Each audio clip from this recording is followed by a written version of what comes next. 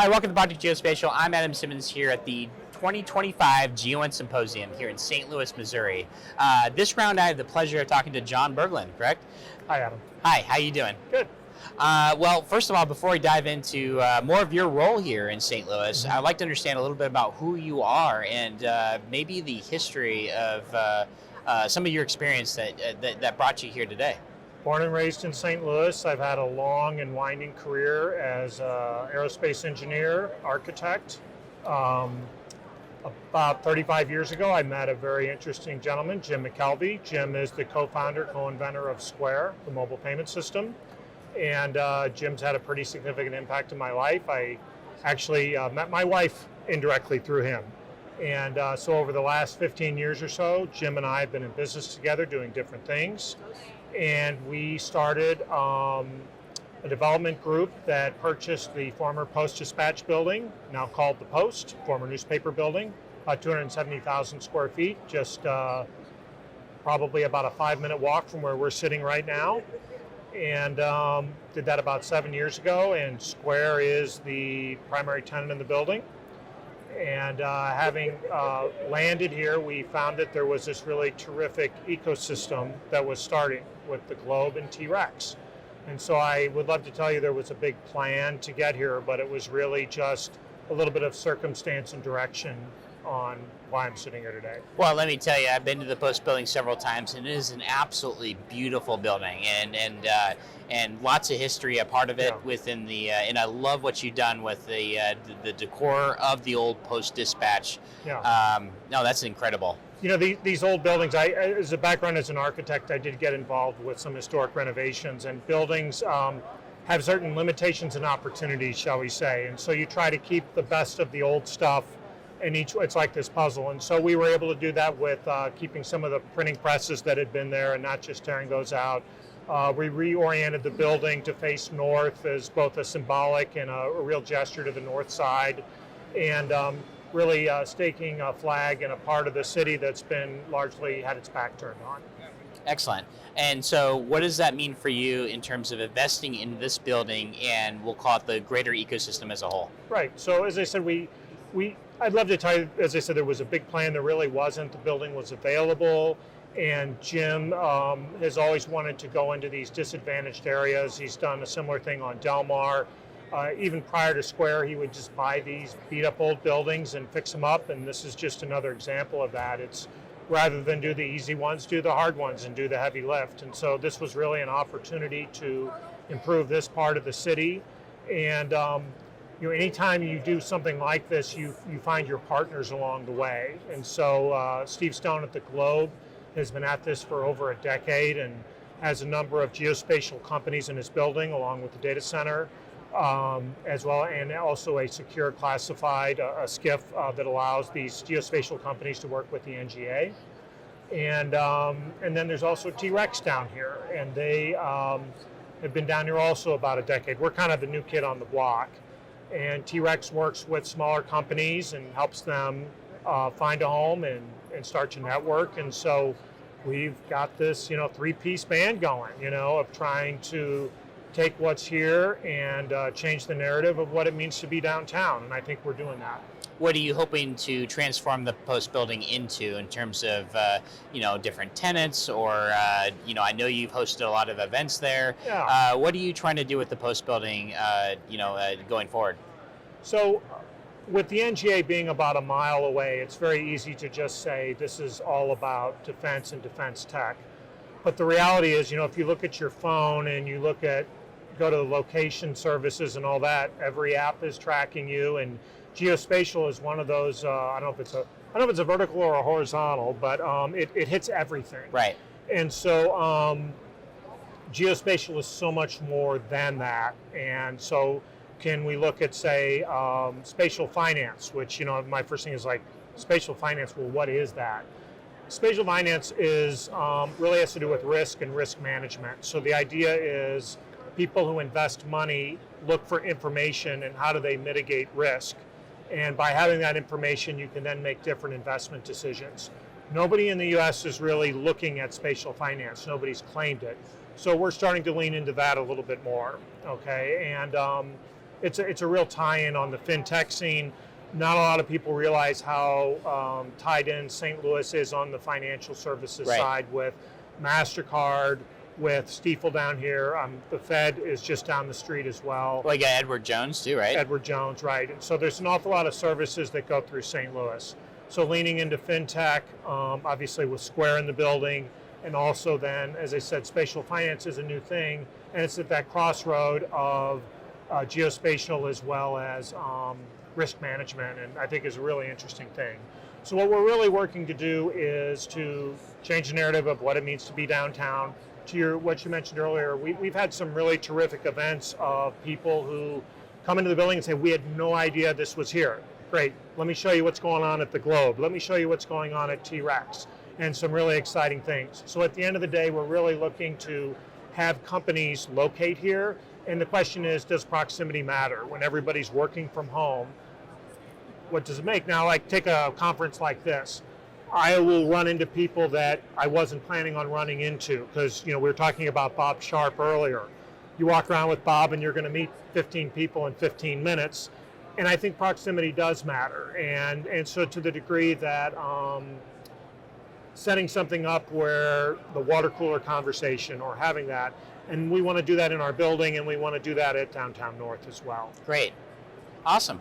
Well, the in that expands into the conference here.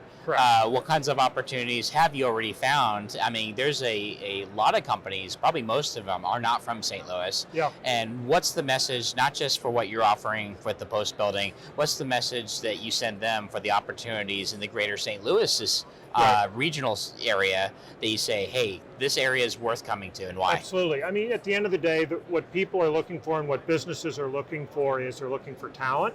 Right. They're looking for their peers, and they're looking for money, not to be crude about it. But I mean, those are kind of three big things. And so at the end of it, if we can sit here and say St. Louis is getting involved in workforce development, and you look at some of the work that's going on the geospatial side, I was just talking to Rita at, he's over at the University of Missouri in St. Louis, and they're training graduates to go into this field currently. And you look at Zakita Armstrong Asukwo, who is just right up the road here, and she has the only high school in the United States that will train people for high school students to get certified. You can get that at the college level, but not at the high school level. Yeah. And so she's doing that, and that's also here. So you've got the workforce training aspect of it. The next thing would be then access to talent, okay? As far as St. Louis has an enormous number of really strong universities. I mentioned UMSL, WashU, St. Louis University. So for example, the Taylor Geospatial Institute, which is newly formed, is this collaboration of 8 different institutions that are coming together, again, to elevate the geospatial discussion. And geospatial is both broad and narrow at the same time. Data science is a huge aspect of that. And so to the degree then that you have people who are collaborating and peers meeting to talk about food scarcity, for example, is a huge issue right now that Taylor Geospatial is taking on. And they've got a really interesting thing with both the research side, but also then the application of that research with the GeoEngine. And then the last thing would be access to capital. Senator Schmidt was talking here this morning about initiatives on getting dollars into this area to match some of the talent we have, so that ultimately companies, I think at the end of the day, this isn't about philanthropy, it's about economic development and getting people to consider St. Louis, but also downtown St. Louis as a way to locate their company, because when people come down here and they're doing business, then that grows the whole ecosystem. Oh, that's the grow, right? Grow, because we hear about a lot of organizations and people like the Taylors, for example, giving out money in terms of starting TGI and others, but that money needs to have a return on investment in terms of economic growth. Otherwise, we're going to constantly think of it as a philanthropic effort. And so, right. So it needs to grow, right? So you look at, I don't know if this is an exact parallel, but a little over 25 years ago, what became Cortex, there was a Center for Emerging Technology. There were different forms in it. but through the generous grant of Andy Taylor and John McDonnell and some others, got together with WashU and UMSL and SLU to start this idea that what does St. Louis do well? Well, we do agriculture and we do research with the Danforth Plant Science Center. So starting 25 years ago, they started this thing that became BioSTL, Global STL. And on the food science and agriculture side, same thing. You do the research, because what was happening was a lot of companies would do some research. I shouldn't say companies. Professors and researchers would do something, and then they would be looking around St. Louis on the bioag food side, and they weren't necessarily finding the support for it. Right. So over the last 25 years, I mean, these are very long growth cycles. You know, you're planting seeds, but we're really starting to see where BioSTL, Global STL has had $1 billion with a B, follow-on development dollars for all these companies that have started here and done work here and that are doing business here.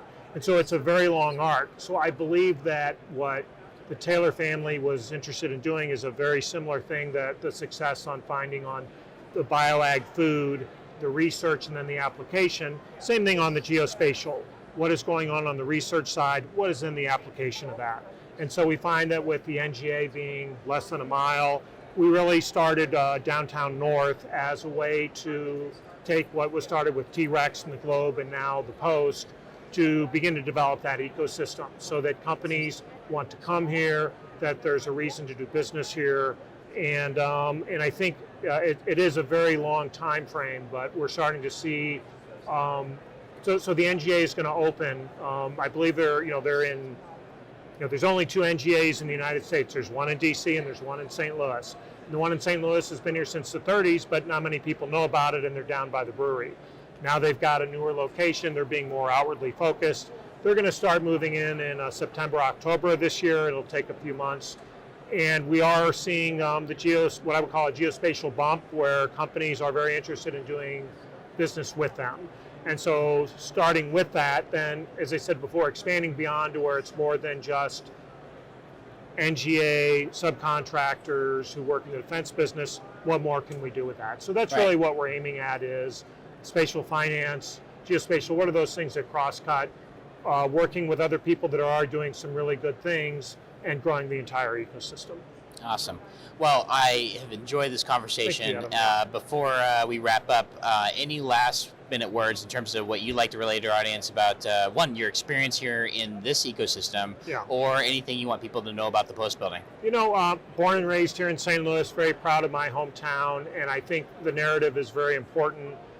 And I think my only message would be is for people to sort of turn off the news, because bad news sells, and the good things that happen organically, and come down, it'll surprise you. And that's what we're finding with the events. And it's us, the Globe, and T-Rex, and really giving it a chance to as an opportunity, and I think they'll be surprised. Excellent. Great. Well, thank you, sir, for joining us. Thank you for telling me about yourself and the Post and the situation here in St. Louis, which is a growing economy, right? Absolutely. I'm Simmons of Project Geospatial. Thanks for watching. Thanks for listening. We'll talk to everybody next time.